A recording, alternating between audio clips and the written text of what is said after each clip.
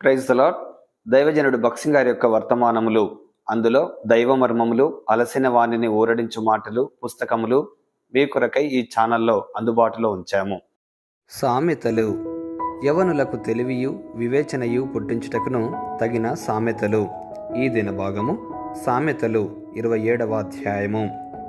మొదటి వచనము: రేపటి దినమును గూర్చి అతిశయపడకుము, ఏ దినమున ఏది సంభవించునో అది నీకు తెలియదు. 2. నీ నోరు కాదు అన్యుడే, నీ పెదవులు కాదు పరులే నిన్ను పొగడదగును. 3. రాయి బరువు, ఇసుక భారము. 3. నీ కోపము 6 కంటే బరువు. 4. క్రోధము క్రూరమైనది, కోపము వరదవలే పొర్లునది. రోషము ఎదుట ఎవడు నిలవగలడు? 5. లోలోపల ప్రేమించుట కంటే బహిరంగముగా గద్దించుట మేలు.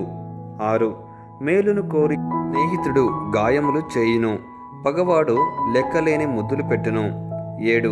కడుపు నిండినవాడు తేనె పట్టునైనను త్రొక్కివేయును, ఆకలి కొనిన వానికి చేదు వస్తువైనను తీయగా నుండును. 8.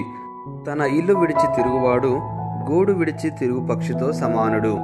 9. తైలమును అత్తరును హృదయమును సంతోషపరచునట్లు చెలికాని హృదయములో నుండి వచ్చు మధురమైన మాటలు హృదయమును సంతోషపరచును. 10.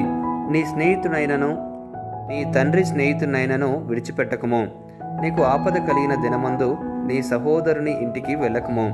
దూరంలోనున్న సహోదరుని కంటే దగ్గరనున్న పొరుగువాడు వాసి.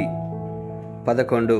నా కుమారుడా, జ్ఞానమును సంపాదించి నా హృదయమును సంతోషపరచుము, అప్పుడు నన్ను నిందించు వారితో నేను ధైర్యంగా మాట్లాడుదును. 12. బుద్ధిమంతుడు అపాయము వచ్చుట చూచి దాగును, జ్ఞానము లేనివారు యోచింపక ఆపదలో పడుదురు. 13. ఎదుటివాని కొరకు పూటబడిన వాని వస్త్రము పుచ్చుకొనము, పరుల కొరకు పూటబడిన వాని వలన కుదువ పెట్టించుము. 14. వేకువనే లేచి గొప్ప శబ్దముతో తన స్నేహితుని దీవించి వాని దీవెన వానికి శాపముగా ఎంచబడును. 15. ముసురు దినమున ఎడతెగక కారు నీళ్లును గయ్యాలి అయిన భార్యయు సమానము. 16. దానిని ఆపజూచువాడు గాలిని ఆపజూచువానితోనూ నా కుడి చేత నూనె పట్టుకుని వానితోనూ సమానుడు. 17.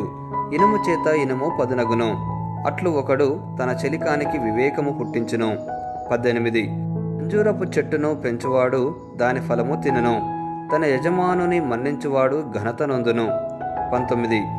నీటిలో ముఖమునకు ముఖము కనబడునట్లు ఒకని మనస్సునకు మరి ఒకని మనస్సు కనబడును. 20. పాతాళమునకును అగాధ కూపమునకును తృప్తి కానేరదు, అలాగున నరుల దృష్టి తృప్తి కానేరదు. 21. మూస చేత వెండిని, కొలిమి చేత బంగారును, తాను పొందిన కీర్తి చేత నరుని పరిశోధింపవచ్చును. 22. మూడుని రోటిలోని గోధుమలలో వేసి రోకట దంచినను వాని మూడత వాని వదలిపోదు. 23. నీ పశువుల స్థితి జాగ్రత్తగా తెలుసుకొనుము, నీ మందలయందు మనస్సు ఉంచుము. 24. ధనము శాశ్వతము కాదు, కిరీటము తరతరములు ఉండునా? 25.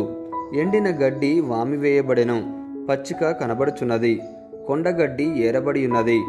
26. నీ వస్త్రముల కొరకు గొర్రెపిల్లలున్నవి, ఒకని చేని క్రయధనమునకు పొట్టేళ్లు సరిపోవును. 27. నీ ఆహారమునకు, నీ ఇంటివారి ఆహారమునకు, నీ పనికత్తెల జీవమునకు మేకపాలు సమృద్ధి అగును. ముగింపు మాటలు. నేటి దినవాక్యం ద్వారా ప్రభు మనలను ఆత్మీయంగా నడిపించి సహాయపడి సమృద్ధిగా ఆశీర్వదించునుగాక. ఆమెన్.